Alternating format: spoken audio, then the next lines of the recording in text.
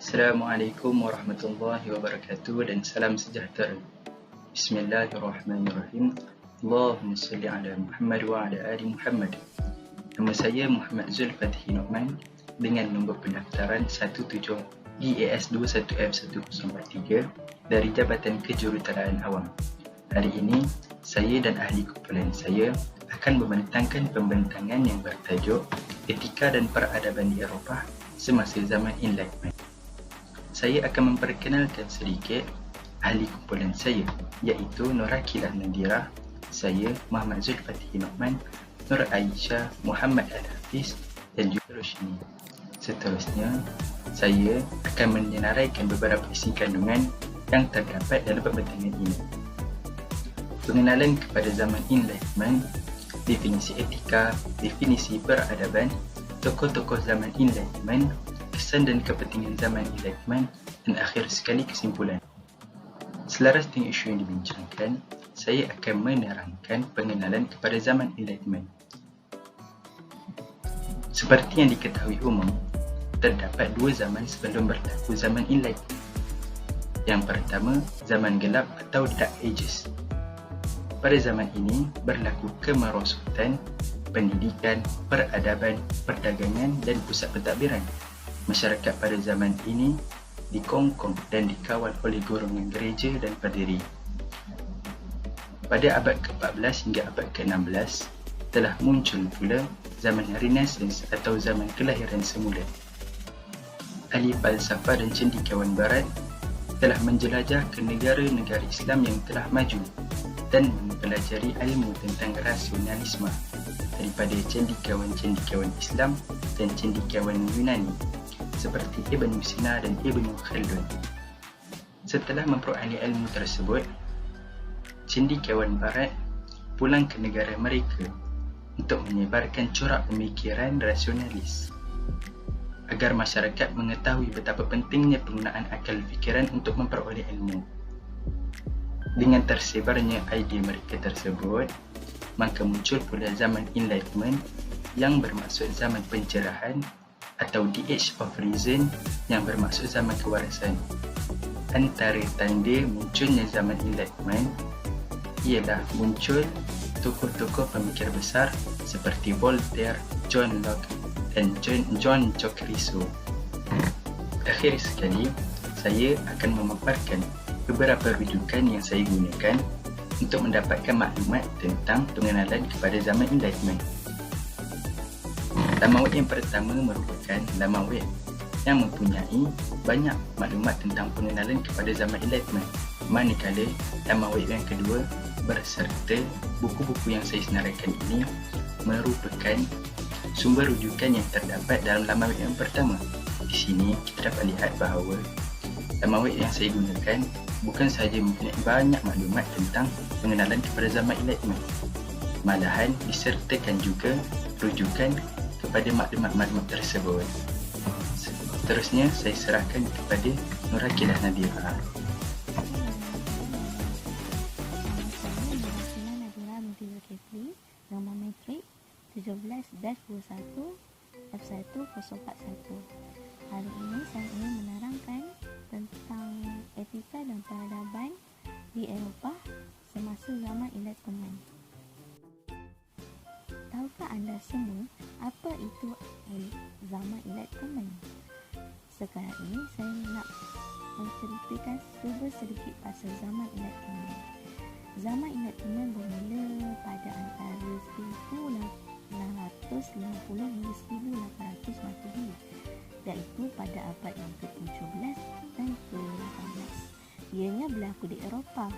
Enlightenment telah dikaitkan dengan beberapa perkembangan dalam beberapa perkara seperti kebijaksanaan, kesedaran, kebudayaan, pendidikan, keteguhan terhadap kepercayaan, kefahaman dan penyenaran. Masyarakat sewaktu itu memiliki nilai-nilai seperti berfikiran terbuka, bebas dari kepercayaan karut, hidup berlandaskan undang-undang, mengutamakan sains dan pemikiran yang rasional. Untuk pengetahuan anda semua, zaman Enlightenment juga kita boleh dikenali sebagai zaman pencerahan. Pada bahagian saya ini, saya ingin menerangkan tentang etika dan peradaban dalam konteks pemikiran Eropah. Isi saya yang pertama ialah rakyat Eropah yang mengalami kesedaran enlightenment telah mempercayai keagungan ilmu pengetahuan. Yang kedua, masyarakat Eropah telah meninggalkan dan memperbarui pemikiran tradisi. Sebagai contoh, masyarakat Eropah berusaha membebaskan pemikiran manusia daripada mitos, fantasi dan kepercayaan-kepercayaan yang lama dianggap kolot termasuk agama.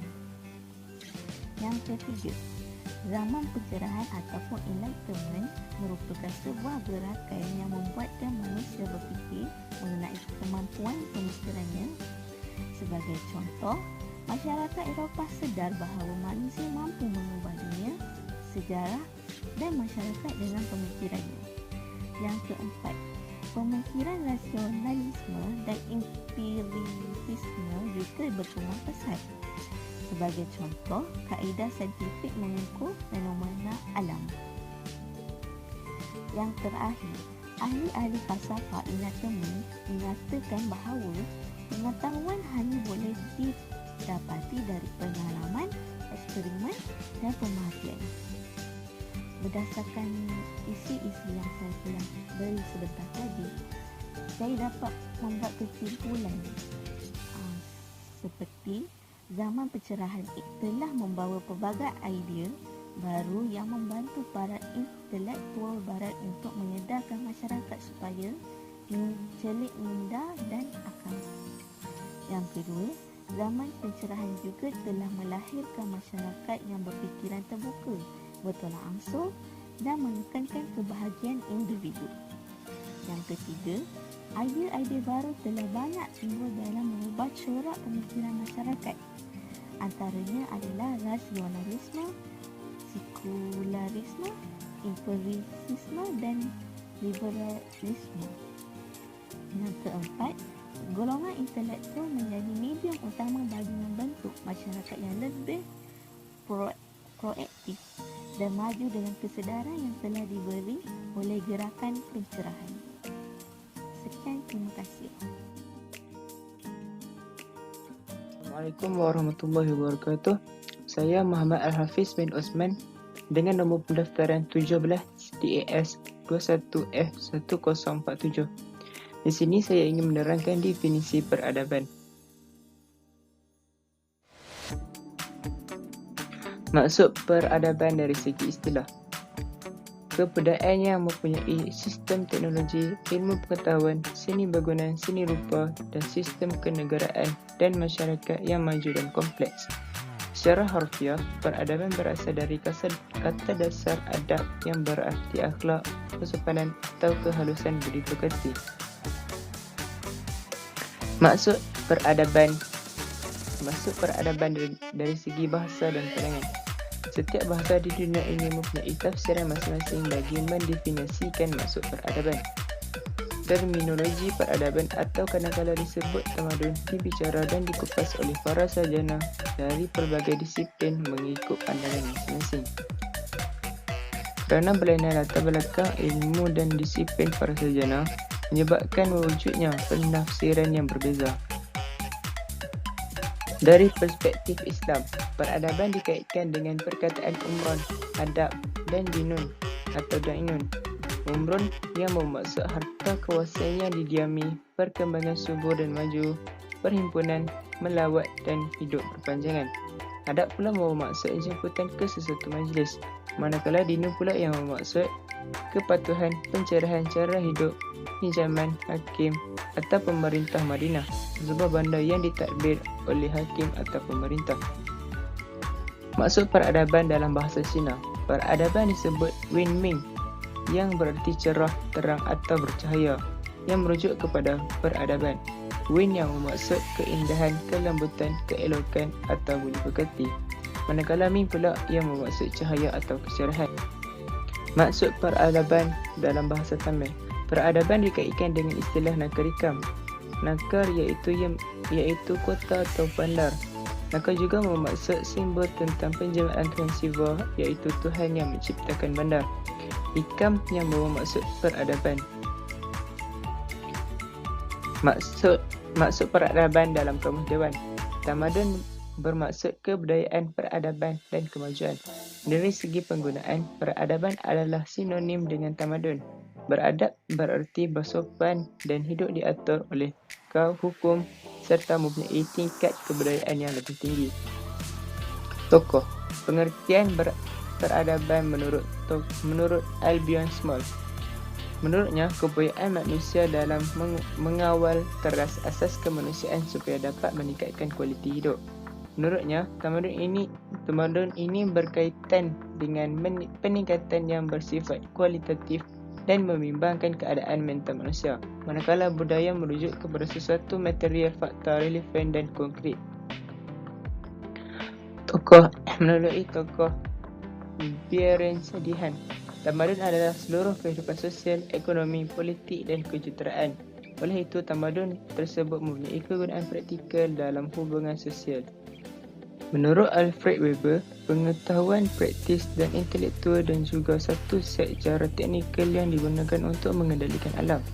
Budaya ini terdiri pada satu nilai, prinsip, normatif dan juga idea yang unik. Kesimpulannya, istilah peradaban sering dipakai untuk menunjukkan pendapat dan penilaian kita terhadap perkembangan kebudayaan. Pada waktu perkembangan kebudayaan mencapai puncaknya, berwujud ansur-ansur budaya yang bersifat halus, indah, tinggi, sopan, luhur dan sebagainya. Maka masyarakat pemilik kebudayaan tersebut dikatakan telah memiliki peradaban yang tinggi. Assalamualaikum. Nama saya Nur Aisyah binti Muhammad Fauzi. Saya akan memperjelaskan tentang tokoh-tokoh yang terdapat pada zaman Enlightenment yang bermaksud zaman pencerahan. Isi-isi kandungan yang saya akan jelaskan ialah yang pertama, pengenalan tokoh Enlightenment. Yang kedua, biodata tokoh Enlightenment. Yang ketiga, idea, fahaman dan sumbangan tokoh. Yang keempat, kesan sumbangan. Dan yang ketiga, kesimpulan. Pengenalan tokoh. Tokoh membawa maksud orang kenamaan. Pada zaman Enlightenment, tokoh juga dikenali sebagai ahli falsafah. Ini kerana tokoh-tokoh kesedaran Enlightenment mempunyai karya-karya mereka yang tersendiri. Malah, mereka juga membentuk idea dan fahaman melalui karya mereka dan sekaligus mencetuskan etika dan peradaban di Eropah. Dan yang lebih menarik, mereka dapat membimbing masyarakat Eropah ke arah yang lebih baik.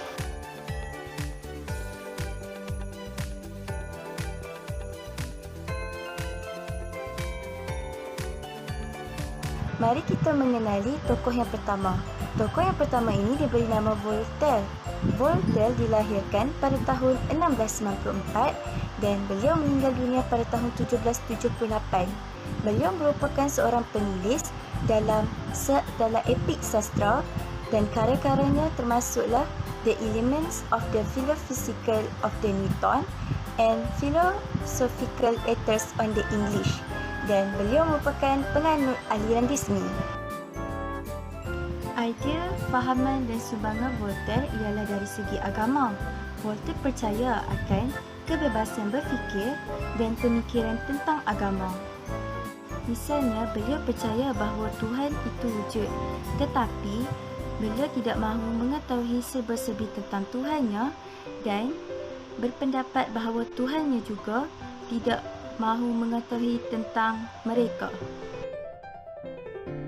Seterusnya, impak dan kesan kepada Voltaire setelah dia berjaya menyumbangkan fahaman dan ideanya kepada masyarakat Eropah. Impaknya ialah Voltaire telah berjaya membentuk pemikiran liberalisme. Liberalisme membawa maksud falsafah yang meletakkan kebebasan individu sebagai nilai politik yang tertinggi dan juga dikenali sebagai seorang yang liberal. Malah ia juga menekankan hal-hal peribadi dan keseramataan peluang. Dan sekarang, marilah kita beralih kepada tokoh yang kedua. Tokoh yang kedua ini ialah seorang wanita. Nama beliau ialah Mary Wollstonecraft. Beliau merupakan seorang tokoh yang berjaya memperjuangkan hak-hak wanita. Oleh disebabkan demikian, beliau telah dikenali sebagai ibu feminisme dan juga pencerahan. Malah, beliau merupakan seorang pengarang Inggeris yang terkenal. Hasil karya beliau ialah A Vindication of the Rights of Women. Di dalam karya beliau telah menyuarakan keadilan sosial kepada wanita dan memperjuangkan hak-hak wanita daripada ditindas pada zaman itu. Misalnya, beliau pernah mengatakan bahawa wanita juga layak dan memerlukan pendidikan di dalam kehidupan supaya menjadi wanita yang lebih berguna. Dalam arti kata lain, menjadi wanita yang berkerjaya. Jika dilihat dari segi pendidikan pula, Mary Wollstonecraft pernah mengusulkan gagasan sistem pendidikan campuran di sekolah. Misalnya, pelajar yang berjantina lelaki dan pelajar yang berjantina perempuan dapat menuntut ilmu dan belajar di satu sekolah yang sama. Kesafahaman, idea dan juga sumbangan Mary Wollstonecraft, ia telah memberi impak yang besar kepada masyarakat Eropah pada ketika itu, terutama sekali kepada kaum wanita. Kaum wanita mendapat kebebasan untuk berpendidikan dan bergerak sendiri. Mary Wollstonecraft juga telah berjaya menentang kezaliman berdasarkan proses penganalisaan terhadap kaum wanita dari segi sosial melalui perdebatan di dalam karyanya dengan tegas. Tokoh yang terakhir ialah Baron de Montesquieu. Baron de Montesquieu ialah seorang penulis yang terkenal di selatan Perancis. Beliau juga dikenali sebagai bapa pengasingan kuasa kerajaan. Baron berketurunan dari keluarga bangsawan di Perancis yang terkenal. Beliau juga merupakan seorang tokoh falsafah dan pemikir agung, dan beliau juga seorang hakim dan peguam, malah juga seorang cendekiawan. Baron de Montesquieu telah memberikan fahaman dan idea dari segi sistem pemerintahan dan politik. Bentuk pemerintahan sesebuah kerajaan adalah berbeza-beza mengikut iklim dan keadaan sesebuah negara tersebut. Misalnya, sekiranya sesebuah negara itu besar dan beriklim panas, ia sesuai bagi jenis pemerintahan secara kuasa mutlak, dan sekiranya negara itu kecil, ia sesuai jenis pemerintahan demokrasi. Selain itu, beliau juga berperanan di dalam sistem politik kenegaraan. Contohnya, beliau telah menubuhkan trias politika yang bermaksud politik tiga serangkai. Sistem pemerintahan bagi sesebuah negara telah dipecahkan kepada tiga bidang utama, iaitu yang pertama, legislatif, badan penggubal undang-undang, eksekutif, badan pentadbiran kerajaan, dan kehakiman, badan penegak undang-undang. Sumbangan beliau dari segi politik ini telah membuat beliau dikenali kerana penerangannya mengenai teori pemisahan kuasa yang diterapkan dalam banyak perlembagaan digumpal dalam negara-negara seluruh dunia. Kesimpulannya, era Enlightenment merupakan zaman pencerahan kepada negara-negara Eropah.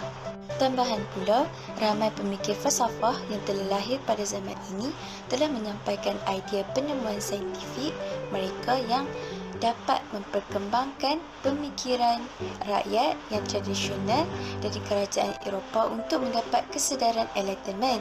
Secara ringkasnya, perkembangan Eropah sememangnya sumbangan dari era Enlightenment kerana hasil usaha para pemikirnya. Sekian dari saya, terima kasih. Nama saya Lushini, anak Pelabuhan Vincent, dan nombor medik saya ialah 17CS21F1049. Pada slide saya kali ini, saya akan menjelaskan tentang kesan dan kepentingan zaman Enlightenment. Saya akan memulakan slide saya berjalan dengan iaitu zaman Enlightenment atau dikenal sebagai zaman pencerahan dikatakan bermula antara 1690 Zaman ini merupakan zaman di mana semangat kepercayaan mereka dan pegangan manusia pada ketika itu adalah sangat kritikal. Berasaskan sebab dan kaedah-kaedah saintifik. Pada zaman ini juga telah dilahirnya banyak golongan pemikir yang berusaha untuk melahirkan masyarakat yang lebih terbuka, bertolak ansur, menekankan kebahagiaan individu dan berdasarkan undang-undang dan juga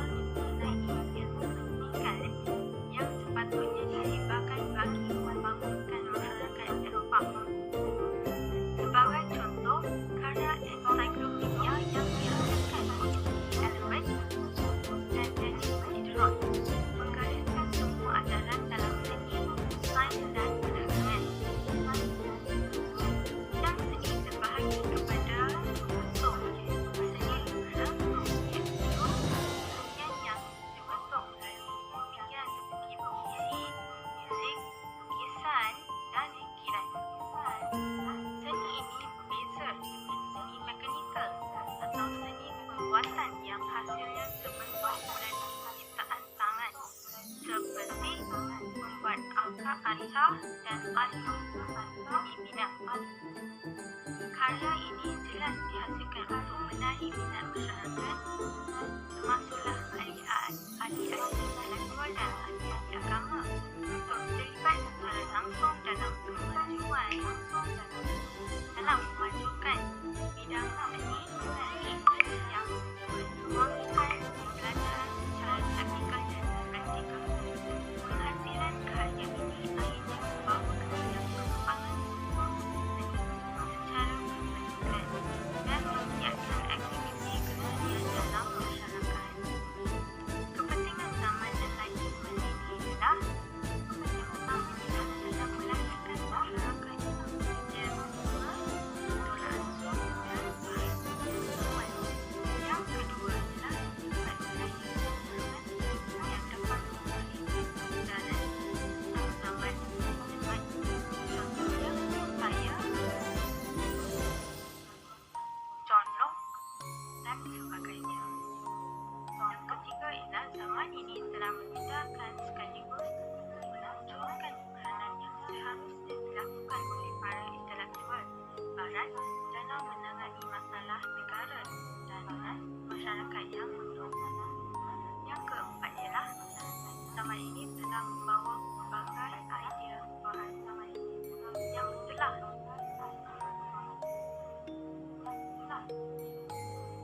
kepada banyak kesan positif dalam zaman enlightenment ini. Yang kedua ialah zaman ini telah menciptakan masyarakat supaya sedikit pintar dan akal.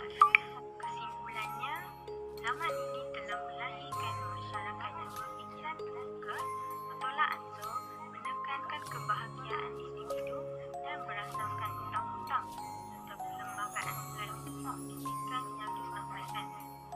Kemunculan gerakan ini telah mengubah sepenuhnya corak politik, ekonomi dan sosial masyarakat Eropah. Hasilnya, tercetus revolusi-revolusi yang menentang pemerintahan di Eropah seperti revolusi Prancis dan lain-lain. Akhir sekali, itu sahajalah dari pendapat saya mengenai kesan dan kepentingan zaman enlightenment ini. Dan terima kasih. Kesimpulannya, saya dapat menyimpulkan bahawa zaman Enlightenment amat mempengaruhi etika dan peradaban masyarakat di Eropah pada ketika itu. Pengajaran yang saya peroleh ialah kita wajarlah sentiasa menimba ilmu pengetahuan agar kehidupan kita menjadi lebih baik. Saya berharap pembentangan kami ini sedikit sebanyak dapat memberi manfaat kepada diri kami dan kepada orang lain. Akhir kata, segala yang baik itu datang daripada Allah Subhanahu wa Ta'ala. Segala yang buruk itu datang daripada kelemahan dan kekurangan diri kami sendiri. Wabillahi taufiq wal hidayah. Assalamualaikum warahmatullahi wabarakatuh dan salam sejahtera.